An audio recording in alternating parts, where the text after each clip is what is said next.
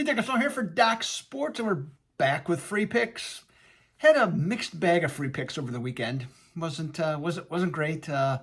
Florida didn't do the job. I was surprised, in fact, that they didn't come out to play, and I wasn't the only one that's surprised because if you watch the game, Dan Mullen, their coach, basically had a meltdown the first half, yelling at assistants and stuff like that. And in the second half, they played how I thought they'd play the whole game, and they didn't come close to covering, but they on the total, but they did cover the spread. So that was a positive development because of one of the picks.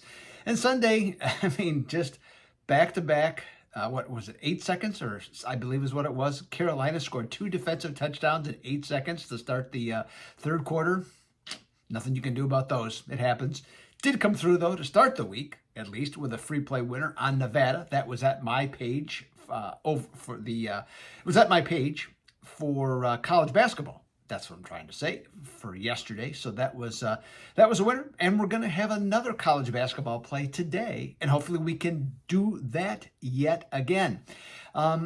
Did not have a winning weekend in football. I knew it wasn't going to be an easy week. I think had some bad luck. Texas A&M. Up 20-0, give up a touchdown in 43 seconds to go.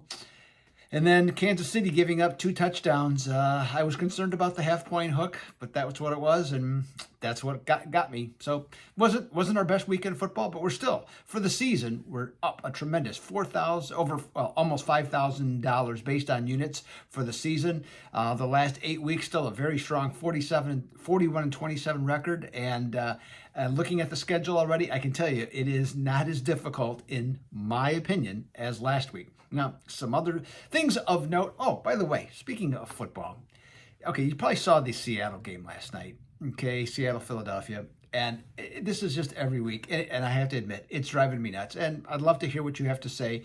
I apologize for not getting to the comments as quickly as I would like to. With basketball starting up, other things starting to go on, and the holiday weekend and stuff, I will do my best to get to respond to your comments as I can. But I'm curious about this one. I am definitely against this new way of thinking for football games in which teams go for it on fourth down, especially in the first half of games. Okay, Seattle last night gets down to the 2-yard line or 1.5, and on fourth down, and instead of kicking the field goal, taking a 3-0 lead, they go for it. 5-yard loss, whatever it was, 4-yard loss, they get nothing out of it, okay?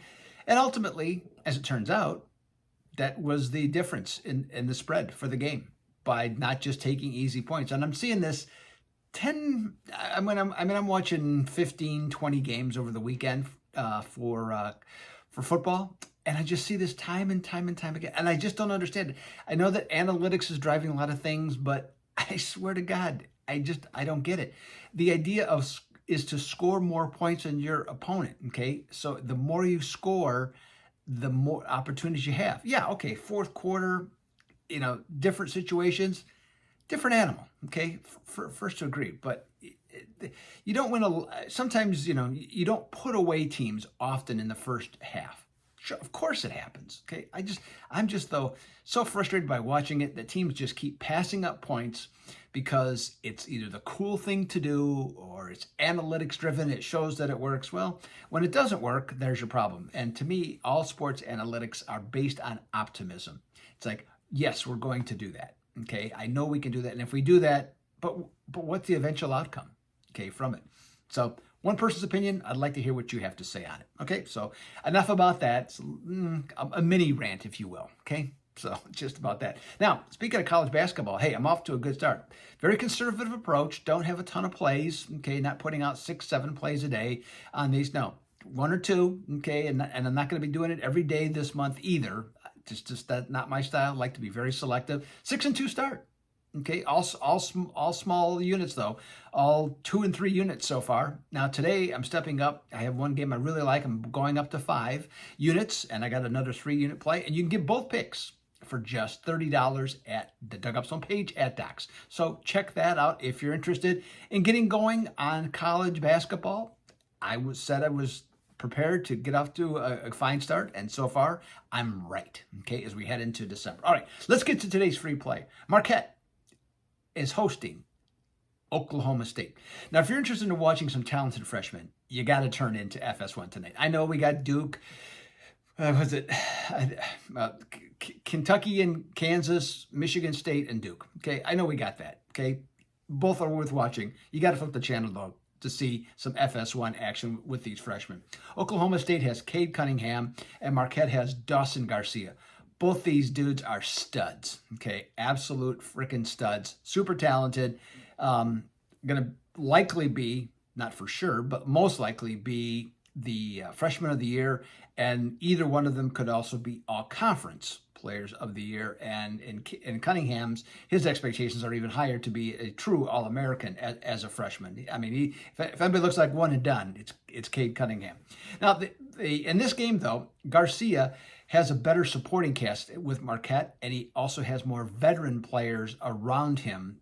So the team is not as dependent upon him. Of course, he's going to be expected to score, do a lot of damage, okay, on the inside in particular, but it's not wholly dependent on him. They got some good veteran players back and to help them through the rough spots of games on a continual basis. I mean, let's face it, the teams that win for the most part, especially in college basketball, pro basketball as well, but it's how you manage the rough spots. Every team is going to have them. Every game is going to have it. So if you can reduce your rough spots, and that's where veteran help can really make a difference. And I think that could be the difference in this game. Now, in this one, home favorites like Marquette of 3 to 9 points after allowing 65 points or less in 2 straight games, with just 2 starters back from the previous year in the first 5 games of the season, are 46-17 against the spread, and that includes a current run of 8-2 against the number,